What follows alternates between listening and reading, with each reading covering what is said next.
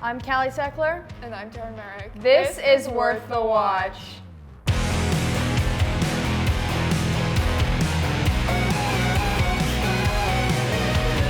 Today's film is M. Night Shyamalan's Knock at the Cabin. We'll be rating the plot, characters, sound, visuals, and originality of the film. Each category earns a popcorn bucket. Or not. First up is plot. While we can't say too much about the plot, everybody knows M. Night Shyamalan's known for his plot twists, and yeah, we can't really give anything away, but overall we really enjoyed the plot and thought it was a fun, interesting movie to watch. Yeah, so we're gonna be giving it the bucket. As for characters, we were really disappointed because the viewer, you couldn't really feel that connection that you want to feel with characters on screen. There was such a distance between you and this. And not just the character to the viewer, it was almost like the characters to characters. It was a really odd, we couldn't quite put our finger on what the issue was, if it was like an acting choice or if it was a different choice, but we're shown this family who should, in reality be like a loving family. There's the scene that's in the trailer, they're all in the car having fun, and that felt like a real family, but it was just kind of lost the rest of the movie. So we're shown these flashbacks of things that should have brought them together more, things that they've been through in their lives together that would unite them, but in the movie, maybe that's to represent how this situation is tearing their family apart, but I don't think that was what it's supposed to be. But it just felt really off, and it made those tense moments not so tense, or the really sad moments that could have been at the end, the compelling parts, not as compelling. I mean, at least at the end, Jonathan Groff was doing an amazing job of playing the character that he was playing, but it was almost, I don't want to say that the other actor was doing worse, but it just felt like it wasn't matched almost, and we didn't really, it was kind of lost. You couldn't see their chemistry. Not as well, no. And it's sort of the fact that everything was so distanced, almost, it didn't quite ruin the plot, but it definitely make it better. Put a damper on it. Yeah. As for the other characters in the movie, we think Dave Bautista did, or at least I think he did an amazing job. These characters, him and then the other three intruder characters, they're playing real people who have to do a really awful thing or faced with a terrible reality that is their reality. So they're brave while doing it, but you can still see that they're real characters with feelings and emotions that are truly affected by the situation that they're in. So characters like Dave Bautista did an amazing job. And the other character, Rupert Grint, he also did an amazing job, but it was quite startling to hear him in an American accent.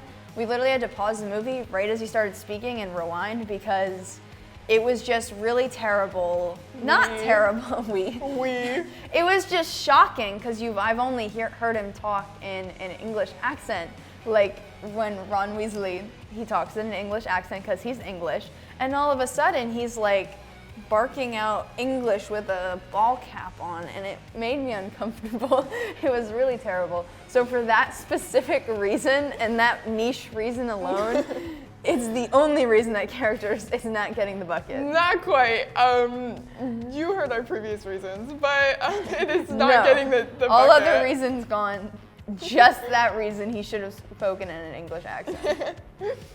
And then next up is sound, which was similarly disappointing. Similarly disappointing, just because I was expecting so much more. I don't know, it's just when when an amazing director is directing, producing, and writing a movie, it's just I was expecting every single part of the movie to be what it was, an amazing masterpiece movie. And I felt like the sound was maybe something that was kind of, I don't want to say lost, maybe his intention was exactly what was shown on screen, and that's exactly what he wanted, which is fine.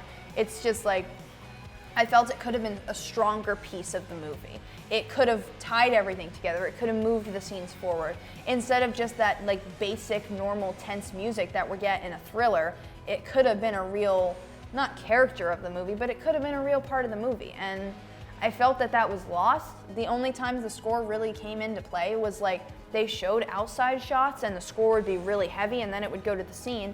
And while that did build a tense, there was very little music during those intense scenes, I still felt it was a little iffy. Yeah, so we're definitely not giving it the bucket for sound. Visuals, on the other hand, it was directed by M. Night Shyamalan. And we know. Taryn has never seen an M. Night Shyamalan movie besides this. which is embarrassing, and you should be embarrassed for that. So Being if you're exposed. at home watching or anywhere watching this and thinking to yourself, "Wow, I don't think I've ever seen an M. Night Shyamalan movie," you should go home and watch The Sixth Sense, and then you should watch Unbreakable. She's gonna list out his. I'm gonna go every through single all movie. of them, and then you should watch. No, but But you should we- really. Unbreakable is such. Okay, I'm not gonna go on a rant about it, but Unbreakable is known for its beautiful images. It's based on a comic book, so every single. It's not based on a comic book, but it's inspired by a comic book. But every single scene in that movie is like bracketed as if it's like a comic book in those panels. So going into this, you know M. Night Shyamalan isn't going to disappoint. This man is a genius. This man is a camera cinematography genius. I don't know if that's a thing, but I just made it a thing. And So we were expecting it to be good. So right away it opens with an amazing scene. You know, they're in the woods, it's a tense-filled scene. The camera just keeps getting closer and closer. It's building, it's building. I just wish it kind of I think maybe it got a little bit lost throughout the movie, but But overall, I really liked the use of camera movements. He was known for making these really strong moves, and sometimes Strong they work, sometimes choices. they don't. They always and, work. This time, at least, they did work. I think in how he used dolly zooms. oh and, yeah, very Dutch subtle, tilts. very subtle dolly zooms that were so, at least for like us, I don't know, but like other people would recognize it, but me who's staring at the screen trying to figure out what shots he's using, I loved the zooms, the dolly zooms, and the Dutch tilts really added something to it.